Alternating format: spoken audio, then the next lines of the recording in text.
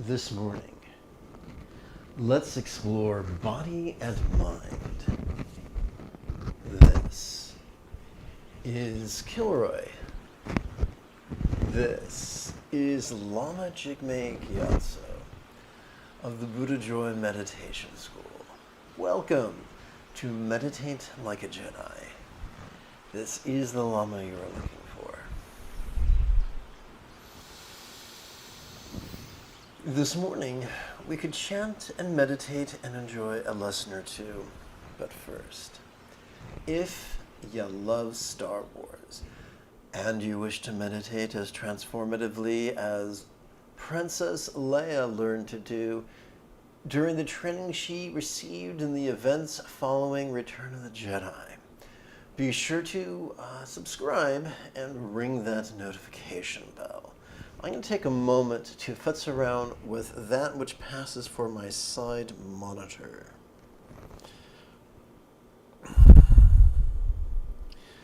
This morning my voice is uncommonly low and it's a lot of fun.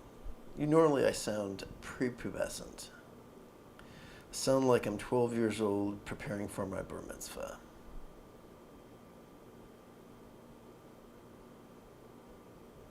Whoops, wrong button.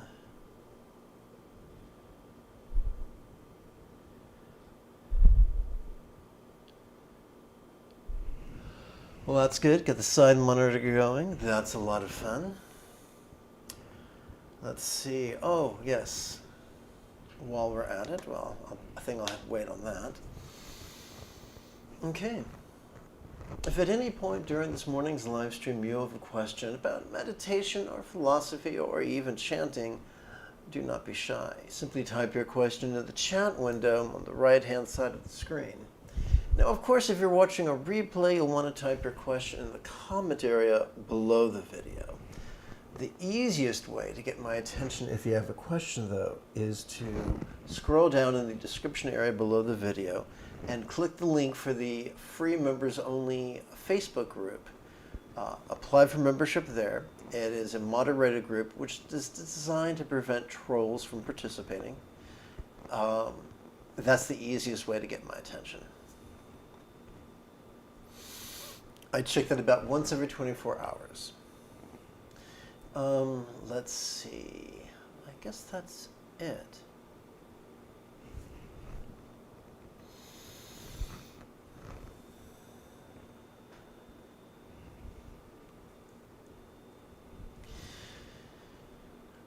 This morning's text is adapted from the Visuddhimagga, translated by Henry Clark Warren, and further adapted by myself. So the Visuddhimagga is, if memory serves correctly, it is a commentary. It is a shastra, not a sutta, but a shastra. It was written by someone who actually wasn't Buddhist. He was a Sanskrit scholar. I'm sorry, a Pali scholar, but they were of a different religion, and there's a lot of corruption in the text. So if anything comes out that's somewhat fishy, I will bring it to your attention. When body and mind dissolve, they do not exist anywhere, any more than musical notes lay heaped up anywhere. When a lute is played upon, so right there, Buddha did not teach this. He did not teach no self as a metaphysical truth. He taught no self as a technique to help us let go. Furthermore, the Buddha did not teach no self as an indictment, but as a therapeutic modality. If you find someone who considers themselves to be a great teacher, and whenever you bring them a problem, the response is, well, your problem is you believe in a self. If you didn't believe in the self, it wouldn't be your problem. They're not going to help you. No self was never an indictment, but a therapeutic modality, not a diagnostic modality.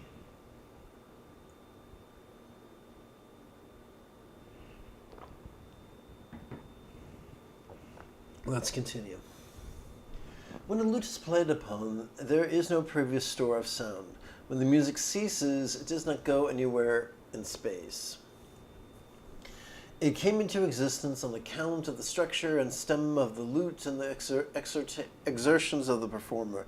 And as it came into existence, so it passes away. In exactly the same way, all the elements of being, both corporeal and non-corporeal, come into existence after having been non-existent, and having come into existence, pass away. There is no self residing in body and mind, but the cooperation of the conformations produces what people call a person, a conformations. Well, that is a very unusual sentence.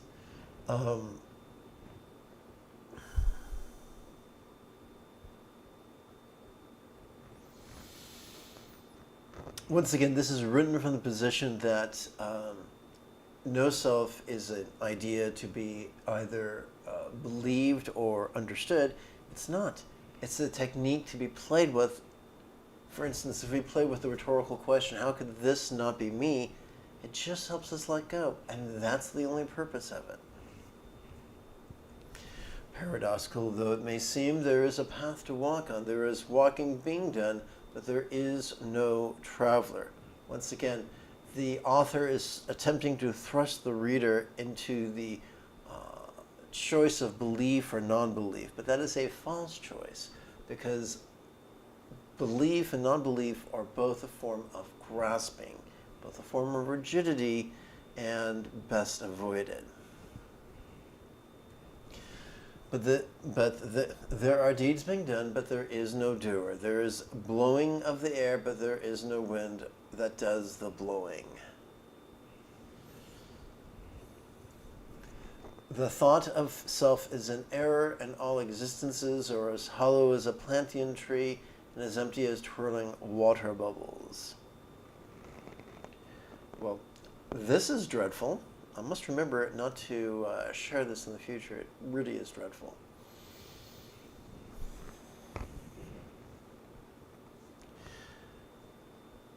Let us consider for a moment the first and second noble truths. From a certain point of view, the first noble truth is simply this.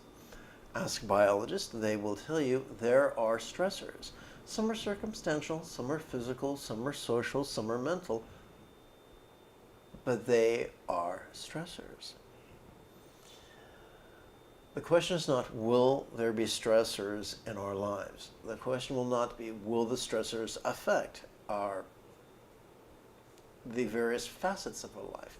The question is, what will we do with our stressors? We have two, as mammals, we have two reward systems. One's dopamine-oriented, one's oxytocin-oriented.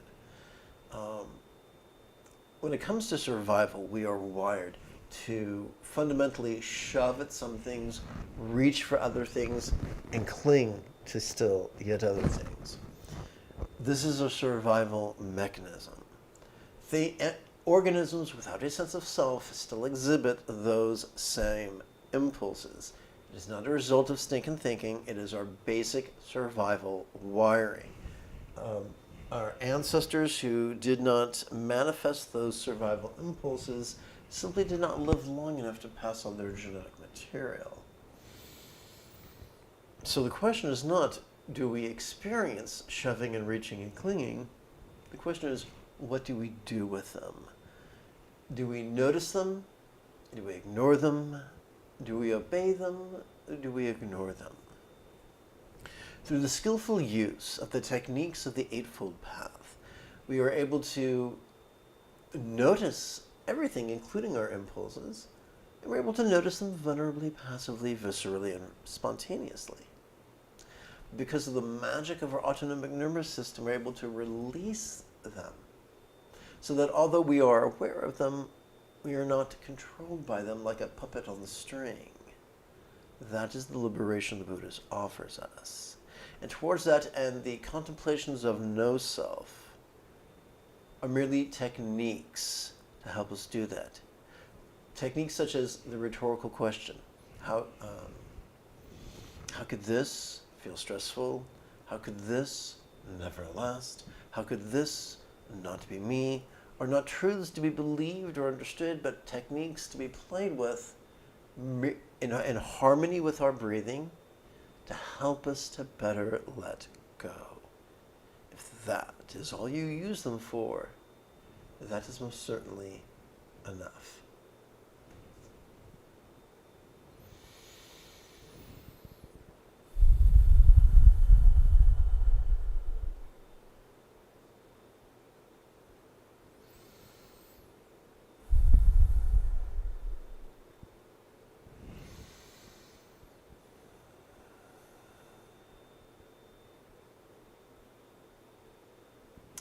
Well, I think what I'll do right now is tap button 6 and perform approximately 15 seconds of housekeeping. If there are lessons you'd like to request, or if you simply wish to support the continued availability of these classes, there is a Patreon link in the description area below the video. There you go.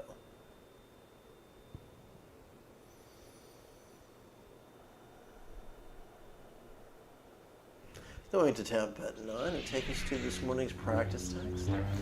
This practice text, so a practice text similar to this is available for free download.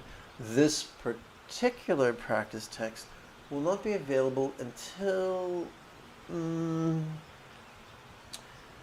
2 hours or so. Oh, it's simply too cold in here. Let me see if I can't.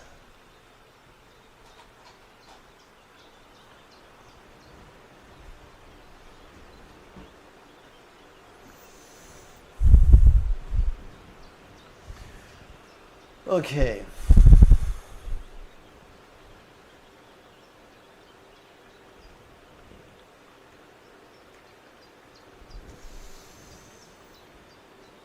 Just as an athlete might warm up before an event, let's warm up our brain by using the recitations of bodhicitta and refuge to further train in love and enthusiasm. May I liberate all beings by relying on the Buddha's example, instructions, and students. May I liberate all beings by relying on the Buddha's example, instructions, and students. May I liberate all beings by relying on the Buddha's example, instructions, and students.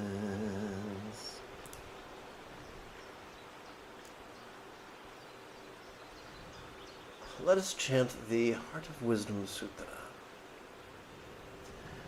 It is said that the archetype of enlightened compassion, while moving,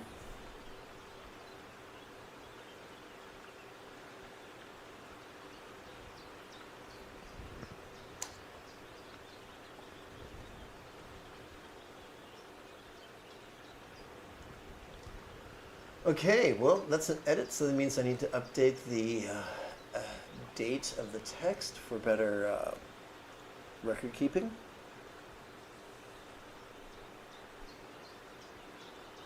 So please bear with me while I do some quick editing.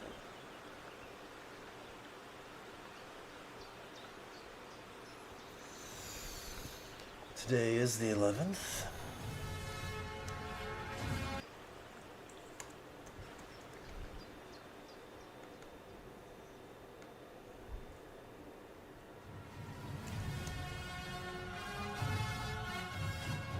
The screen is losing its mind. I will tend to it momentarily and return you safe and sound to the Shire.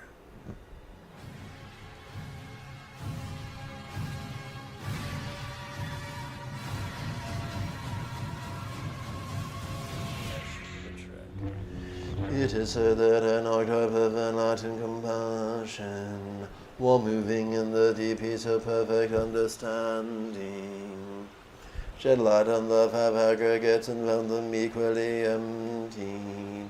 After this realization, she made peace with all pain. Good morning. Let's review what is meant by emptiness. And if emptiness is perceived literally, it's going to result in confusion. Either superstition or skullduggery, neither of which is beneficial. But if we view emptiness figuratively, it makes more sense. Let's explore it within the context of the fundamental practice of mindfulness and meditation. If you wish to practice mindfulness, then during the inhalation, silently and mentally recite, "Notice this."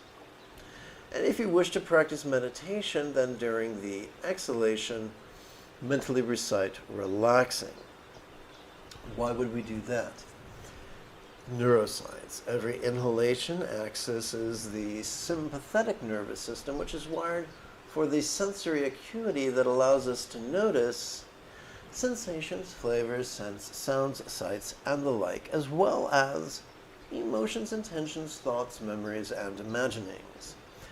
When we notice them, when we allow our body to notice them vulnerably, passively, viscerally, and randomly, we will find that the only label we need ever use is simply the pronoun this. What are we to do with that which we notice? Every time we exhale, we are wired for both our, I should try this again. Every time we exhale, we access our parasympathetic nervous system, which causes us to physically relax as well as mentally release. So, that's the fundamental practice of mindfulness and meditation.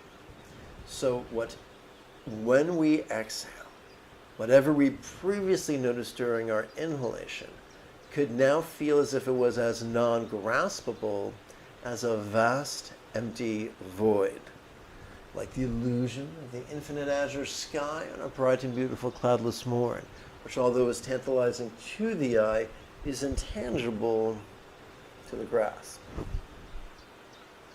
There you go. Mystery solved. Let's continue. Listen, Shariputra, form as emptiness. Emptiness is form. Form does not differ from emptiness. Emptiness does not differ from form. The same is true with healing of personal impulse and awareness. Listen, Shariputra, phenomena are marked with emptiness. They are neither produced nor destroyed, neither corrupted nor purified, neither increasing nor decreasing. So whenever life drops a dichotomy in our life, a paradox in our life, we can bring it into the path. We can notice the appearance of the dichotomy as we breathe in, this and that, and we can replace the pronouns this and that with whatever we want. Words would be good, usually monosyllabic words, but any word will do. So, for instance, pain and bliss, fear and peace, whatever is rocking your world at the moment. And then during the exhalation, we can return to how not to, the not being correlated with our experience of non-graspability that is inherent with the relaxation and release that is factor installed with every exhalation. Let's continue. So we're now going to play with one phrase for the next several pages. We're going to deal with what was always intended to be, or I should say, an inferred double negative. So instead of saying appraisal can be released, we're going to say there is no appraisal that once noticed cannot be released. It's a rhetorical device. Some people like it. In Washington, some people say, I do not disagree with you. It is weird, but it's been involved in communication for a long time. Let's continue with it. Therefore, in emptiness, there is no form, no feeling, no appraisal, no impulse, and no awareness which our perception of cannot be released. Don't think of the Heart of Wisdom Sutra as a teaching text. It's basically a buffet. It's a smorgasbord of many, many teachings corralled together, gathered together in one place. When I first approached this, I expected it to explain emptiness and not just enumerate emptiness, and so it took me many years to understand this text. Let's continue. No sensation, no flavor, no sound, no sound, no sight, no phenomena which our perception of cannot be released. No body, no tongue, no nose, no ears, no eyes, no mind which our perception of cannot be released. No feeling, no tasting, no smelling, no hearing, no seeing, no noticing which our perception of cannot be released. No interdependent origins and no extinction of them from confusion to aging and death which our perception of cannot be released.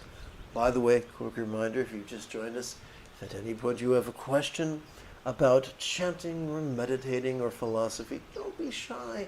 Type your question in the chat window on the right-hand side of the screen. No stress, no exacerbation, no liberation, no path. No understanding, no attainment which our perception of cannot be released. Because there is no attainment, the archetypes of enlightenment supported. By the perfection of understanding, find no obstacles for the minds which our perception of cannot be released. Perhaps one of the reasons the author of this text was so fond of the use of double negatives is that negatives factor in to 2/3 of our experience of the three marks of reality. How could this never last? How could this not be me? Why, it could be even argued that if every inhalation is an affirmation of breath, every exhalation is a negation of breath. And exhalation is what correlates to the wisdom of letting go. Let's continue. Having no obstacles which our perception of cannot be released, they transcend the tyranny of fear. Who transcends the tyranny of fear? Everybody who practices the wisdom of letting go.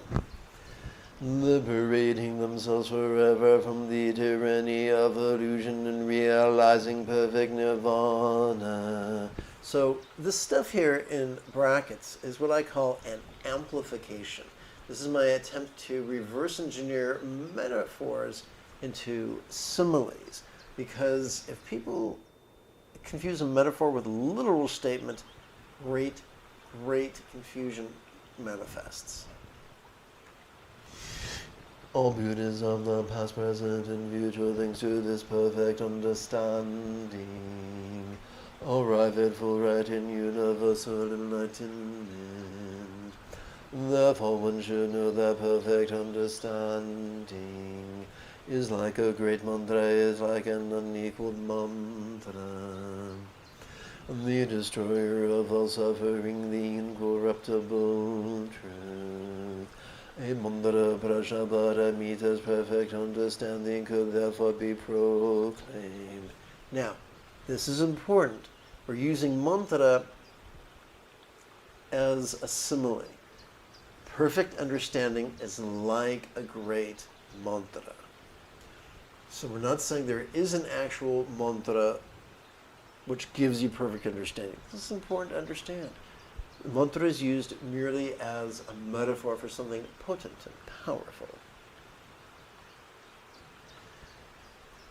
This is the mantra gate gate para gate para samgate bodhiswaha. And here's its translation. May also notice, relax, and accept that we go completely and perfectly go to enlightenment.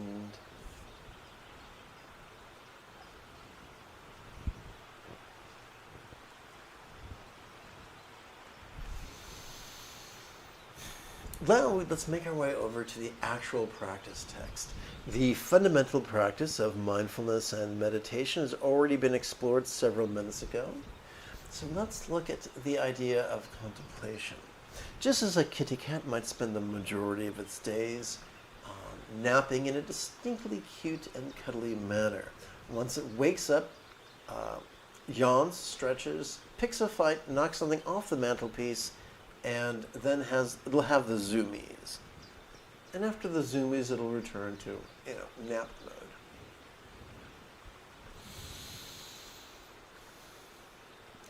When our mind has the zoomies and we're racing from shoving to reaching to clinging, lions and tigers and bears, oh my.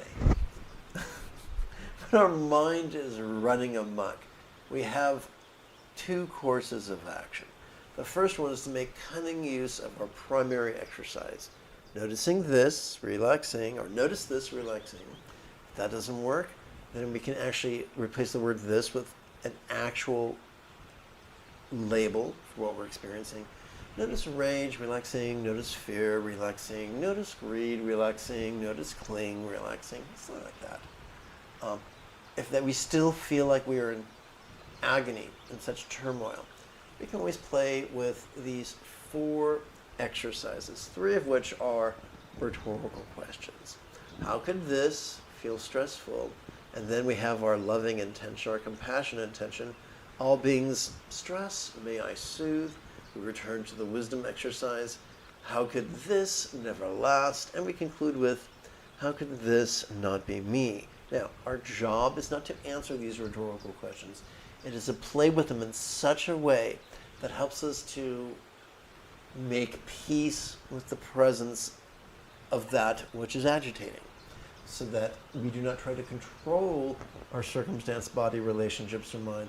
We increase its resiliency and we make peace with it, so that the yapping dog of our afflictions no longer yanks our chain, so to speak.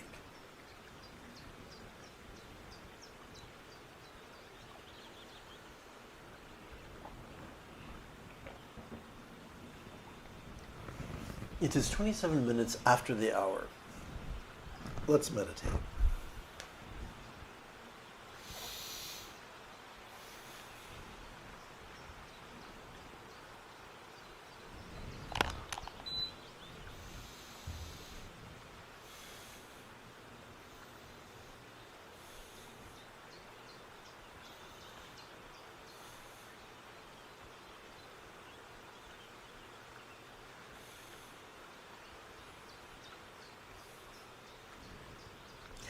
What I like to do is, when I practice meditation, I count on my fingers. I count 16 sets of 16 breaths. So I'm going to jump real quick to the jumbo cam. You'll notice on each finger there are 3 sets of creases. That helps our counting. 1, 2, 3, 4. And 4 times 4 is 16. So we can count to 16 on each hand, and that's great for the individual breaths. But if we want to count 16 sets of 16 breaths, which gives us 256, then on our right hand, we can count the first set of 16 breaths, the second set of 16 breaths, the third set of 16 breaths, and so forth. So what I like to do is every time I go back to Little Pinky, I like to start with the 4 contemplations. And for the remaining 12 breaths, stick with the fundamental exercise of mindfulness and meditation. Over my decades of practice, I found that to be the most efficient balance. Some people go from, there's 2 extremes. Some people do nothing but contemplation, just sprinkling of meditation and contemplation. Some people do no contemplation and only meditation and mindfulness. I try to find a balance or a mix between the 2, just like the choke or the carburetor in a car. And so that's worked pretty good for me. And I hope it works for you as well. And now you know how to count to 256 on 8 fingers and 2 thumbs. That's right, impress your friends.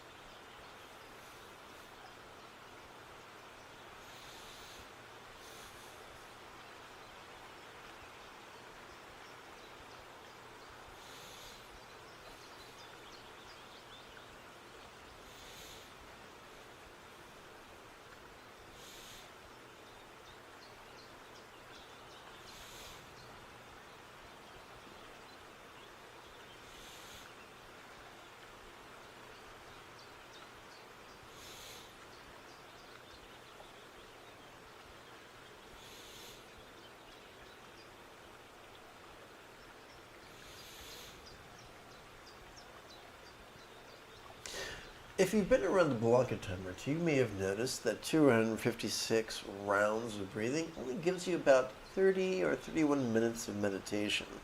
And since it's fun to gradually work up to 60 minutes of meditation, I do the second set of 256 rounds. Instead of using 3-syllable contemplations, we use 1-syllable counterparts. So I got you covered. I got your back.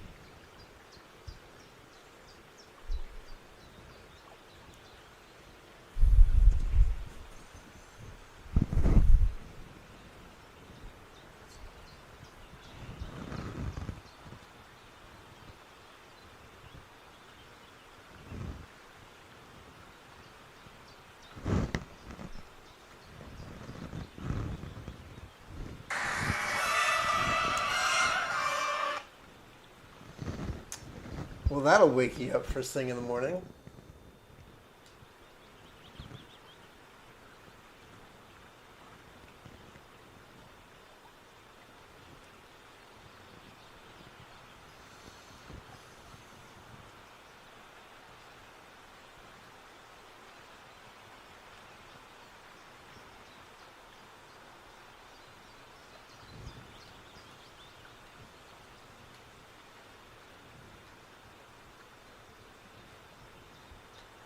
Okay, now it's time for my 3-minute simulcast on TikTok and YouTube.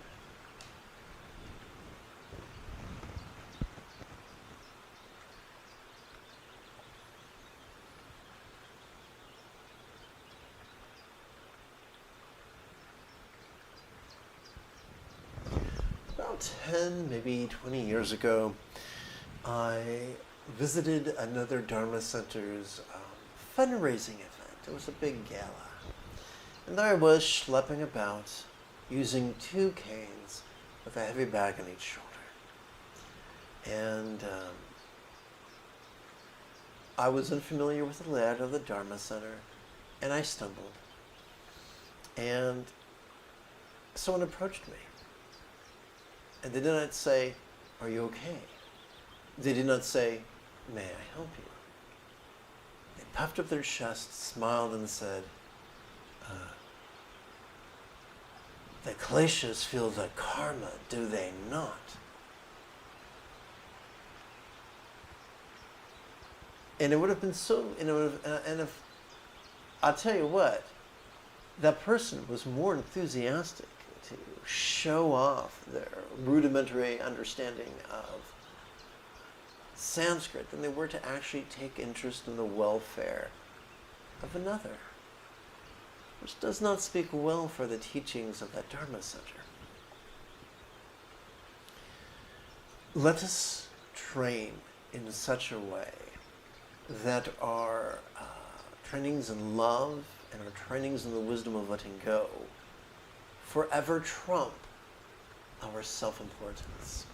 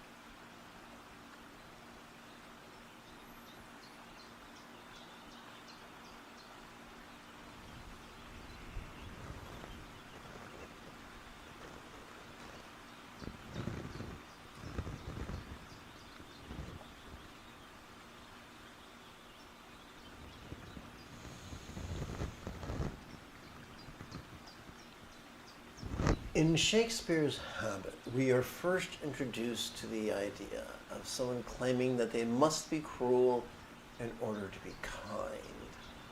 But is that what the Buddha taught? No, it's not. If your Zen sensei or Roshi or Shifu is cruel to you, if when you bare your heart to them, telling them of their problems, and they just deride you and say your only reason you're suffering is because you believe in a self, or because you're clinging to a self, that's not helpful. The Buddha never taught no self as a diagnostic criteria, as a tool of indictment. Rather, he taught the idea of no self as a technique to help us get better and better at letting go. So if your teacher or spiritual counselor is more excited about denigrating you than helping you, practically, it's time to shop for a better teacher.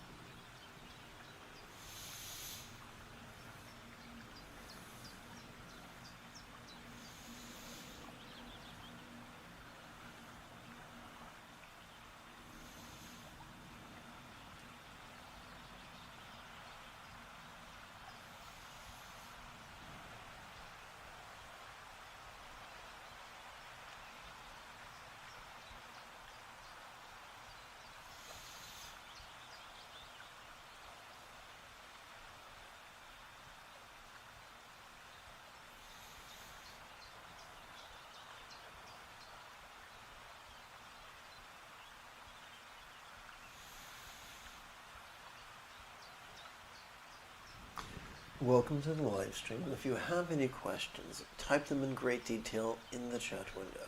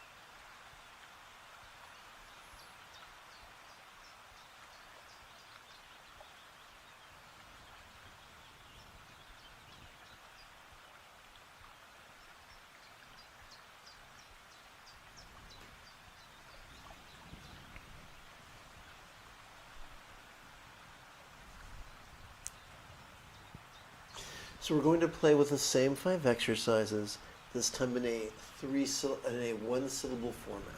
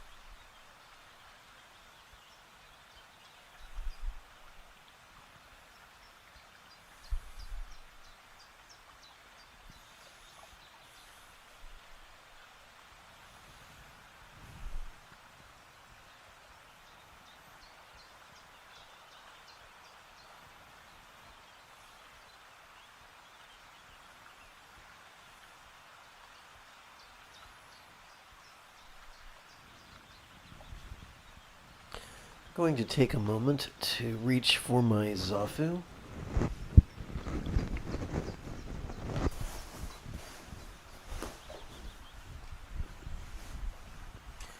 Whew.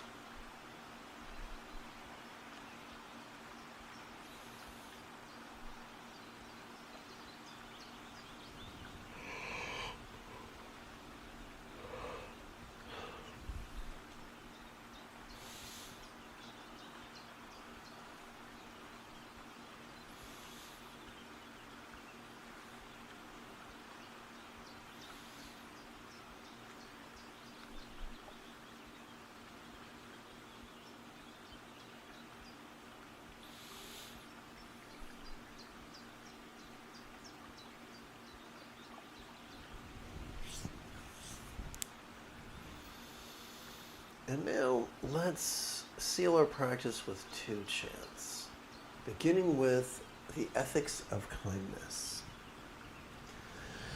May all beings practice of kind communication, conduct, and calmness flow spontaneous and uncontrived. Let's conclude with the 4 immeasurables. May everyone be free from stress. May everyone be happy. May no one be separated from the happiness. May everyone have balance from the tyranny of hating, craving, and clinging freed. If you feel I have earned it, please type something in the chat window, give this live stream a thumbs up, and share it on social media. In approximately 10.5 hours, we could explore anxiety, walking meditation, chanting, and meditating. As well, and until then, may you and yours be happy and healthy. And if you are as geeky as me, this is the way.